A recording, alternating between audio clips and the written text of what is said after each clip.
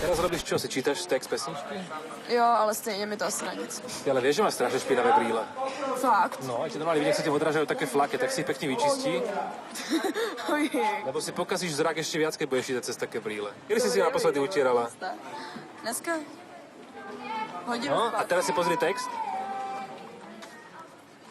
No to je nekrásné. No a zrazu iná pesnička, čo? No najednou jde přečíst.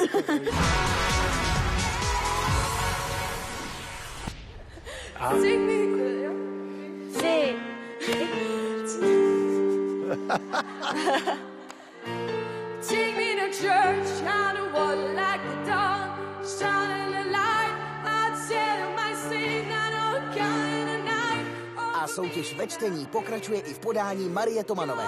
Let me give you my life. Take me to church, out of water like a dog, and shining a light, I'd tell my sin, and you can sharpen a knife. Offer me nothing, be my life, be my life. Sebrali ti kytaru, dali ti piano a pum, průšvih. Já vím, je ti 16 let, jsi asi úplně nervózní. Ale holka, takhle ne. Mária, si mladučka.